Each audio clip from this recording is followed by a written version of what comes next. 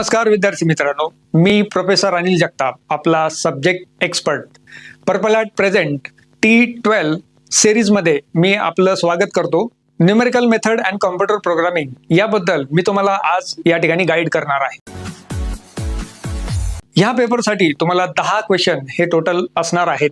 त्यापैकी 5 क्वेश्चन हे तुम्हाला कंपल्सरी सॉल्व्ह करायचे आहेत आणि ह्या 5 क्वेश्चनसाठी 14 असे मार्क्स तुम्हाला असणार आहेत. आणि जर तुम्ही बघितलं तर एक क्वेश्चन आयदर 2 बीट असतील किंवा 3 बीट तुम्हाला या ठिकाणी मिळणार आहेत. या सब्जेक्टमध्ये जर तुम्हाला सिंगल अँड डबल मार्क मिळवायचे असतील तर सगळ्यात महत्त्वाचं म्हणजे काय की फॉर्म्युले हे तुम्हाला प्रत्येक क्वेश्चनचे लिहायचे आहेत. म्हणजेच तुम्हाला जे काही क्वेश्चन अटेम्प्ट करताय त्याचे फॉर्म्युले लिहायचे आहेत. नंतर काही क्वेश्चन असे असतात की ज्याच्यामध्ये तुम्हाला टेबल्स हे फाइंड आउट करायचे असतात. ते टेबल कसे काय फाइंड आउट करायचे असतात ते तुम्हाला या ठिकाणी शिकून घ्यायचे आहेत आणि ते प्रॉपरली विदाउट एनी एरर ते तुम्हाला या ठिकाणी फाइंड आउट करायचे आहेत. अशा प्रकारे सिंगल्स अँड डबल्स मार्क्स हे तुम्ही या ठिकाणी मिळवू शकता. आणि ह्यामध्ये तुम्हाला काय करायचं आहे, जसं सबस्टिट्यूशनला सुद्धा 1 मार्क या ठिकाणी तुम्हाला दिलेला असतो. जे काही न्यूमेरिकल्स तुम्ही अटेम्प्ट करतात, फॉर एक्झाम्पल न्यूटन रॅप्सन मेथड जर तुम्ही घेतले तर सबस्टिट्यूशन हे प्रत्येक वेळेस तुम्हाला करायचं असतात. किंवा न्यूटन फॉरवर्ड इंटरपोलेशन याचा जर तुम्ही अभ्यास केला तर त्या केसमध्ये तुम्हाला जे काही फॉर्म्युले असतात फॉर्म्युल्यानंतर लगेच सबस्टिट्यूशन तुम्हाला या ठिकाणी करायचं असतं. तर याचा सुद्धा तुम्हाला 1 मार्क हा मिळू शकतो. तर अशा पद्धतीने जर तुम्ही हे प्रॉपरली न्यूमेरिकल जर अटेम्प्ट केले तर चांगल्या प्रकारे जे काही सिंगल अँड डबल जे मार्क्स आहेत ते तुम्हाला या ठिकाणी मिळू शकतात. या सब्जेक्टमध्ये जर तुम्ही विचार केला तर फर्स्ट युनिट हे काय आहे, आपलं पायथन या बेसवर आहे. तर पायथन हा ऍक्च्युली खूप वास्ट सब्जेक्ट आहे. तर हा जर तुम्ही सोडला तर दुसरा जो टॉपिक आहे तो म्हणजे एरर. या एररमध्ये तुम्हाला काय करायचं आहे की याचे जे काही न्यूमेरिकल्स आहेत, जे काही डेफिनेशन्स आहेत ते तुम्हाला या ठिकाणी चांगल्या प्रकारे करायचे आहेत. दुसरं म्हणजे काय आहे की यामध्ये बायसेक्शन मेथड आणि न्यूटन रॅप्सन मेथड हा जो टॉपिक आहे ते तुम्हाला चांगल्या प्रकारे स्टडी करून घ्यायचा आहे. कारण हे जे 2 टॉपिक आहेत ते खूपच सोपे आहेत. नंतर तिसऱ्या युनिटमध्ये जर आपण गेलो तर तिसऱ्या युनिटमध्ये जेकोबी मेथड आणि गॉस सिडल मेथड ही चांगल्या प्रकारे तुम्हाला या ठिकाणी स्टडी करायचं आहे. चौथं युनिट हे ऍक्च्युली खूपच वास्ट आहे. तर त्या चौथ्या युनिटमध्ये 3 सब टॉपिक हे यामध्ये आहेत. तर त्यामध्ये जर तुम्ही विचार केला तर इंटरपोलेशन आहे, इंटिग्रेशन आहे आणि न्यूटन डिफरन्सिएशन आहे. तर डिफरन्सिएशन हा जर टॉपिक तुम्ही सोडला तर इंटिग्रेशन मध्ये जर विचार केला तर इंटिग्रेशन मध्ये तुम्हाला सिम्पसन ज्या मेथड आहेत त्या तुम्हाला चांगल्या प्रकारे या ठिकाणी करायच्या आहेत. नंतर इंटरपोलेशन आहे. तर इंटरपोलेशन मध्ये काय आहे की न्यूटन फॉरवर्ड इंटरपोलेशन आणि न्यूटन बॅकवर्ड इंटरपोलेशन याची जे काही न्यूमेरिकल्स आहेत ते चांगल्या प्रकारे तुम्हाला या ठिकाणी प्रॅक्टिस करून घ्यायची आहे. नंतर येतोय 5वं युनिट. 5व्या युनिटमध्ये सुद्धा तुमचे 2 सब युनिट आहेत. तर पहिलं युनिट आहे ordinary differential equation. Ordinary differential equation मध्ये सगळ्यात रिपिटेटिव्ह येणारा टॉपिक म्हणजे काय आहे किंवा क्वेश्चन म्हणजे काय आहे, तो म्हणजे आरके मेथड आणि मॉडिफाईड युलर्स मेथड. तर हे 2 टॉपिक या युनिटमध्ये तुम्हाला करायचे आहेत. नंतर जो शेवटचा सब टॉपिक आहे तो म्हणजे कर्व फिटिंग आहे. तर कर्व फिटिंग मध्ये सिंगल ऑर्डर इक्वेशन आणि मल्टिपल ऑर्डर इक्वेशन, त्यामध्ये सेकंड ऑर्डर जे इक्वेशन आहे ते तुम्हाला या ठिकाणी स्टडी करून घ्यायचे आहे. सोपं आहे, एकदम इझिली तुम्ही या ठिकाणी करू शकतात.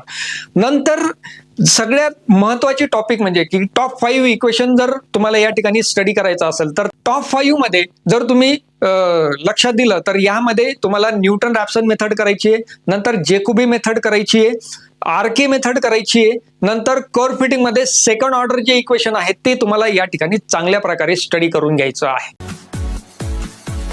या सब्जेक्टमध्ये जर तुम्ही विचार केला तर 2 महत्वाचे पार्ट्स आहेत. पहिला पार्ट जो आहे तो म्हणजे थेरीमध्ये बेसिकली डेरिव्हेशन्स हे विचारलेले असतात आणि दुसरा जो पार्ट आहे तो म्हणजे न्यूमेरिकल्स. तर न्यूमेरिकल्स हे जास्तीत जास्त या ठिकाणी विचारलेले असतात. पहिल्या पार्ट बद्दल जर आपण विचार केला तर पहिल्या पार्ट मध्ये डेरिव्हेशन हे विचारलेले असतात. काही रिपिटेटिव्ह डेरिव्हेशन्स म्हणजे फ्रिक्वेंटली आस्क्ड डेरिव्हेशन हे तुम्हाला या ठिकाणी विचारलेले असतात. ते कोणते?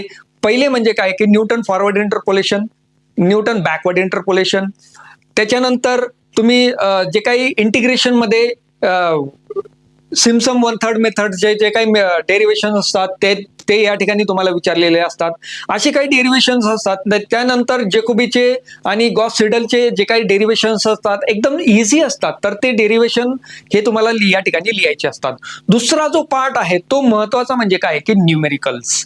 तर न्यूमेरिकल्स मध्ये काय करायचं आहे मित्रांनो, तुम्हाला एक स्टेप बाय स्टेप आन्सर हे तुम्हाला लिहायचं आहे. स्टेप बाय स्टेप म्हणजे काय आहे की सगळ्यात आधी म्हणजे फॉर एक्झाम्पल जर आपण विचार केला तर न्यूटन फॉरवर्ड इंटरपोलेशनचा जर आपण विचार केला तर न्यूटन फॉरवर्ड इंटरपोलेशन मध्ये ऍक्च्युली दिलेलं काय हे आधी तुम्हाला समजून घ्यायचं आहे. त्याच्यानंतर त्याचा जो काही टेबल आहे तो तुम्हाला ॲक्युरेटली सॉल्व्ह करायचा असतो. त्याच्यानंतर त्याचं इक्वेशन म्हणजे फॉर्म्युला हा लिहायचा असतो. फॉर्म्युलेचं सबस्टिट्यूशन या ठिकाणी करायचं असतं.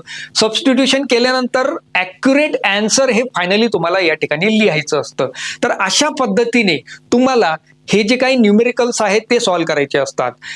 बेसिकली जर तुम्ही ह्या सब्जेक्टचा जर स्टडी करायचा असेल तर पर्पल हॅट मध्ये मी शिकवलेला जो काही कोर्स आहे यामध्ये तुम्हाला जे काही कॅल्सीचा वापर आहे तो तुम्हाला चांगल्या प्रकारे या ठिकाणी मी एक्सप्लेन केलेला आहे. नंतर जर तुम्ही बघितलं तर ह्या कोर्समध्ये मी चांगल्या प्रकारे तुम्हाला सांगितलेलं आहे की एखादा टॉपिक तुम्हाला कसा स्टडी करायचा आहे, यामध्ये तुम्हाला कशा प्रकारे स्कोर हा करता येईल, कोणते टॉपिक हे तुम्हाला अवॉइड करता येतील, कोणते टॉपिक हे सोपे आहे हे मी या ठिकाणी एक चांगल्या प्रकारे मी एक्सप्लेन केलेला आहे. विशेष म्हणजे काय की तुम्हाला कॅल्सीचा वापर या सब्जेक्टसाठी कसा करता येईल आणि अचूक आणि जे काही आन्सर्स आहेत ते तुम्हाला अचूक कसे काय फाइंड आउट करता येतील हे तुम्हाला या ठिकाणी एक्सप्लेन केलेलं आहे. नंतर काही विद्यार्थी जो काही क्वेश्चन्स आहे तो समजून घेण्यास असमर्थ असतात, तर तो जर तुम्ही चांगल्या प्रकारे या ठिकाणी समजून घेतला तर चांगल्याच प्रकारे तुम्हाला हा जो क्वेश्चन पेपर आहे तो अटेम्प्ट करता येईल.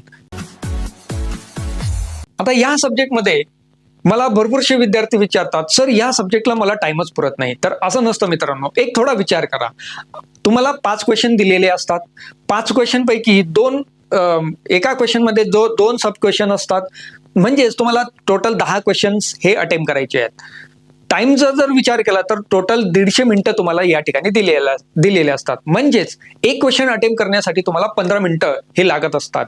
म्हणजेच जर विचार केला तर 15 मिनिटात तुम्हाला चांगल्या प्रकारे एखादं क्वेश्चन्स हे अटेम्प्ट करू शकतात. तरी सुद्धा मी तुम्हाला सांगतो तर यामध्ये जर 10 पैकी तुम्ही फॉर एक्झाम्पल 6 क्वेश्चन अटेम्प्ट करताय तर 6 क्वेश्चन अटेम्प्ट करण्यासाठी तुम्हाला जास्तीत जास्त 18 ते 20 मिनिटं हे 100% लागणारच आहे. म्हणजे 20 मिनिटात एक क्वेश्चन तुमचा चांगल्या प्रकारे लिहून घेऊ शकतात. उरला प्रश्न न्यूमेरिकल्सचा. न्यूमेरिकल्स मध्ये जर तुम्ही विचार केला तर जास्तीत जास्त 10 मिनिटं हे तुम्हाला लागत असतात. तर मला नाही वाटत या सब्जेक्टमध्ये तुम्हाला टाइम हा पुरत असतो. कारण काय आहे की 10 म्हणजे खूपच असे रेअर विद्यार्थी असतात की ते 10 क्वेश्चन्स हे अटेम्प्ट करत असतात. विचार जर तुम्ही केला तर 8 म्हणजे 6 ते 8च क्वेश्चन तुम्हाला या ठिकाणी अटेम्प्ट करायचे असतात. तर तुम्हाला टाइम मॅनेजमेंट बद्दल या ठिकाणी मी तुम्हाला सांगितलंय. दुसरी गोष्ट आहे की last night revision. Last night revision म्हणजे काय की तुम्हाला काय करायचंय की विशेष म्हणजे खूपशे विद्यार्थी काय करतात एखाद्या क्वेश्चन अटेम्प्ट करण्यामध्ये जो काही फॉर्म्युला लागतो तो ऐन वेळेस विसरून जातात. तर लास्ट मिनिट मध्ये तुम्हाला काय करायचंय म्हणजे आदल्या रात्री तुम्हाला काय करायचंय जे काही इम्पॉर्टंट टॉपिक्स आहेत, जे काही टॉपिक्स मी या ठिकाणी तुम्हाला सांगितले त्याचे फॉर्म्युले चांगल्या प्रकारे तुम्हाला पाठ करून घ्यायचे आहेत. पाठ करून घेतले आहेत म्हणजे एका ठिकाणी लिहून घ्यायचे आहेत, परत परत परत परत ते फॉर्म्युले लिहायचे आहेत आणि चांगल्या प्रकारे ते आठवण ठेवायचे आहेत. आणि ज्यावेळेस तुम्ही ते क्वेश्चन अटेम्प्ट करायला जाणार तो आधी फॉर्म्युला व्यवस्थित लिहून घ्या. म्हणजेच नंतर तुम्हाला विसरण्याची ही जी काही सवय आहे ती तुम्हाला या ठिकाणी येणार नाही. आता या सब्जेक्टमध्ये सगळ्यात जास्त विद्यार्थ्यांकडून चुका ह्या कुठे होतात ह्याबद्दल मी तुम्हाला सांगणार आहे. विशेष म्हणजे काय की एखादा जर न्यूमेरिकल दिला तर तो न्यूमेरिकल मध्ये डेटा ऍक्च्युली काय दिलेला आहे आणि आपल्याला कॅल्क्युलेट काय करायचं आहे हे भरपूरशा विद्यार्थ्यांना समजत नाही. फॉर एक्झाम्पल मी जर आरके मेथड जर तुम्ही लक्षात घेतला तर आरके मेथड मध्ये इनिशियल व्हॅल्यू काय दिलेलं आहे आणि फायनली तुम्हाला काय कॅल्क्युलेट करायचं आहे हे भरपूरशा विद्यार्थ्यांना समजत नाही. दुसरं म्हणजे काय की फॉर एक्झाम्पल इंटरपोलेशन मध्ये ऍक्च्युली काय करायचं आहे, कोणती व्हॅल्यू कॅल्क्युलेट करायची आहे आणि कोणती मेथड ही अप्लाय करायची आहे हे भरपूरशा विद्यार्थ्यांना समजत नाही. आणि दुसरं म्हणजे काय की प्लस ऑर मायनस मध्ये खूपशा विद्यार्थ्यांचं हे कन्फ्युजन होत असतं. म्हणजे काय की लिहिलेलं असतं मायनस, पण एंटर करताना ते मायनस लिहित नाही कॅल्सीमध्ये. तर ह्या चुका ह्या खूपशा विद्यार्थ्यांमध्ये होत असतात. दुसरं म्हणजे काय आहे की काही टेबल्स हे तुम्हाला कॅल्क्युलेट करायचे असतात. भरपूरशे विद्यार्थ्यांमध्ये हे टेबल कसं कॅल्क्युलेट करायचं, याची इनिशियल व्हॅल्यू कशी घ्यायची, फायनल व्हॅल्यू कशी घ्यायची, आणि हे जे टेबल्स आहे, टेबल्स जे जो काही सिक्वेन्स आहे तो सिक्वेन्स तो काही विद्यार्थ्यांमध्ये ब्रेक होऊन जातो आणि ज्या काही अँसर्स आहेत ते या ठिकाणी चुकून जातात.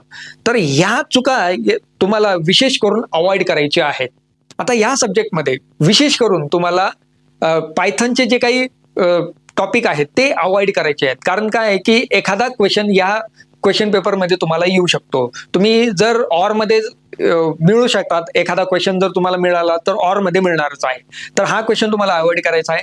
नंतर जे काही न्यूमेरिकल डिफरन्सिएशन आहे तो टॉपिक पूर्णपणे तुम्हाला अवॉइड करायचा आहे. नंतर जर तुम्ही विचार केला तर सायमल्टेनियस इक्वेशन मध्ये ज्या काही डायरेक्ट मेथड आहेत ते तुम्ही जर पूर्णपणे जरी काढून टाकल्या तरी तुम्ही चांगल्या प्रकारे या ठिकाणी स्कोर करू शकतात. तर अशा पद्धतीने तुम्ही जर चांगल्या प्रकारे अभ्यास केला, लास्ट नाईट तुम्ही जे काही इम्पॉर्टंट टॉपिक आहेत त्याचा जर तुम्ही चांगल्या प्रकारे स्टडी केला तर तुम्ही ह्या सब्जेक्टमध्ये स्कोर किंवा पास होऊ शकतात. तर all the best, thank you and good bye.